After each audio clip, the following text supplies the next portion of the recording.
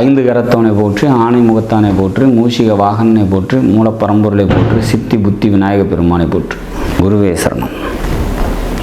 இணையத்தாள் இணையம் இதயங்களுக்கு வணக்கம். இது 2025 ராகு கேது பெயர்ச்சிக்கான பலன்கள். வர மே மாதம் 18ஆம் தேதி இரவு 8:45 ராகு பகவான் மீனராசியை விட்டு பெயர்ச்சியாகி கும்பராசிக்கும், கேது பகவான் கண்ணிலிருந்து பெயர்ச்சியாகி சிம்ம ராசிக்கும் போகிறாங்க. இந்த அமைப்பு எப்படி இருக்க போது கடகராசிக்கு அப்படின்னு பார்க்கலாம். இது வரைக்கும் 3ஆம் வீட்லையும் 9ஆம் வீட்லையும் இருந்த ராகு கேதுக்கள் இப்போ பெயர்ச்சியாகி 2-8க்கு வராங்க. அதாவது உங்கள் ராசிக்கு 2ஆம் வீட்டுக்கும் 8ஆம் வீட்டுக்கும் 2ல் கேது உள்ள வரும்போது பேச்சில் கூடுதல் கவனத்தோடு இருந்துக்கணும். குடும்பத்தில் மனக்கசப்பு, ஒற்றுமையற்ற சூழ்நிலைகள், வருமான குறைவு, இந்த மாதிரியான ஒரு சில விஷயங்கள் நடக்கத்தான் செய்யும். 8ல் ராகு வருது உங்களுக்கு பயத்தை தரலாம்.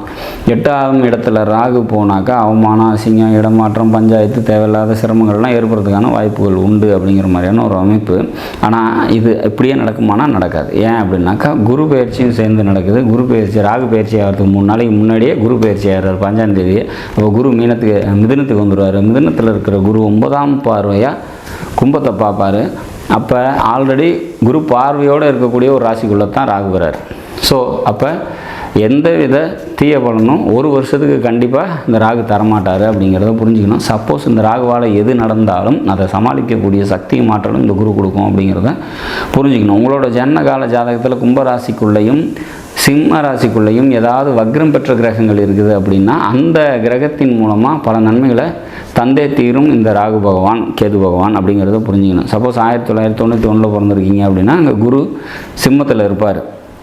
அப்போ அந்த குரு வக்ரமாக இருக்க சூழ்நிலையில் பிறந்திருந்தீங்க அப்படின்னா அதன் மேலே இந்த கேது ட்ராவல் ஆகக்கூடிய டைம் பொருளாதாரம் ரீதியான முன்னேற்றங்கள் ஏற்படும் அப்படிங்கிறத எடுத்துக்கலாம். சப்போஸ் 1986 பிறந்திருக்கீங்க அப்படின்னாக்கா அங்கே கும்பத்தில் குரு இருப்பார். அது மேலே அந்த குரு வக்ரமாக இருந்தது அப்படின்னா அங்கே ராகு ட்ராவல் ஆகக்கூடிய டைம் பார்த்திங்கன்னா உங்களுக்கு பல முன்னேற்றமான சூழ்நிலைகள் ஏற்படும், பொருளாதாரம் நல்லாயிருக்கும் அப்படின்னு எடுத்துக்கலாம்.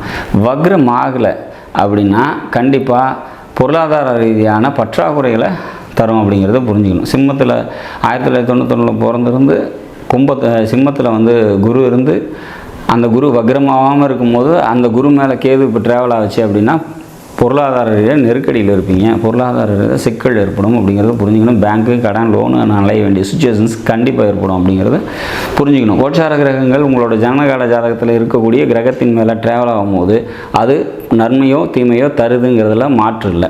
சப்போஸ் மாசி மாதம் பிறந்துருக்கீங்க, அங்கே சூரியன் இருக்கும் இல்லையா, நீங்கள் கடகராசியில் பிறந்து மாசி மாதத்தில் பிறந்திருந்தீங்க அப்படின்னா அப்போ அங்கே சூரியன் இருக்கும் கும்பத்தில். அது மேலே ராகு போகும்போது அவமானங்கள் ஏற்படுறதுக்கு வாய்ப்பு உண்டு.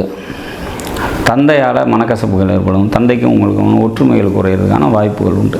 அப்போ இந்த மாதிரியான பலன்கள் நடக்கும் அப்படிங்கிறத நம்ம தெரிஞ்சுக்கிட்டோம் அப்படின்னாக்கா அதுலேருந்து கொஞ்சம் நம்ம சரின்னு விட்டு கொடுத்து போயிட்டோம் அப்படின்னா உறவுகள் ரீதியான பாதிப்புகளை தவிர்த்துக்கலாம் அப்படிங்கிறத புரிஞ்சுக்கணும். இதே ஒரு வக்ரம் பெற்ற கிரகங்க இருக்குது. சப்போஸ் 1994 பிறந்திருக்கீங்க அப்படின்னா அங்கே சனி இருக்கும் கும்பத்தில். சனி வக்ரமாக இருக்குன்னு வச்சுக்கலாம்.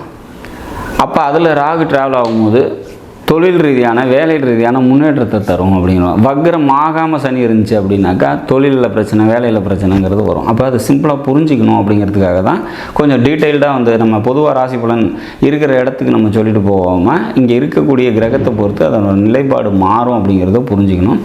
அப்போ இங்கே வரக்கூடிய ராகு கேதுகள் கடகராசியை பொறுத்த வரைக்கும் ஓரளவுக்கு சுமாரான நற்பலன்களை தருவாங்க அப்படிங்கிறத புரிஞ்சுக்கணும். இதை எப்படி நம்ம ஈடு செய்யலாம், இந்த வருமானம் இல்லாமல் பற்றாக்குறைகள் இருக்கிறது, ஒரு சில சிரமங்களை எப்படி சரி செய்யலாம் அப்படின்னா மனித முகமற்ற தெய்வ வழிபாடுகள், ஆஞ்சநேயர் வழிபாடு, விநாயகர் வழிபாடு, பிரித்யங்கரா வழிபாடு, ஜீவசமாதி வழிபாடு, இதெல்லாம் ராகு கேதுகள் பார்த்திங்கனாக்கா அதிக நன்மையை தரக்கூடிய விதத்தில் அமையும் அப்படிங்கிறத புரிஞ்சுக்கணும். இந்த வழிபாடு செய்கிறவங்களுக்கு இந்த ராகு கேதுகள் பெரும் தீமைகளை தராது அப்படிங்கிறத புரிஞ்சுக்கிட்டு இந்த வழிபாடை மேற்கொண்டுக்கிட்டு வரும்போது உங்களுக்கு கூடுதல் நன்மையும் சிறப்பும் தரும் அப்படிங்கிறத புரிஞ்சுங்க. கடகராசியை பொறுத்த வரைக்கும் இந்த ராகுகேது பயிற்சிகள் சுமாரான நற்பலன்களை தரும் அப்படிங்கிறத புரிஞ்சுக்கணும். நாடும் நாட்டு மக்களும் நலமுடன் வாழ நவகிரகங்களை வேண்டி அமைகிறேன். நன்றி, வணக்கம்.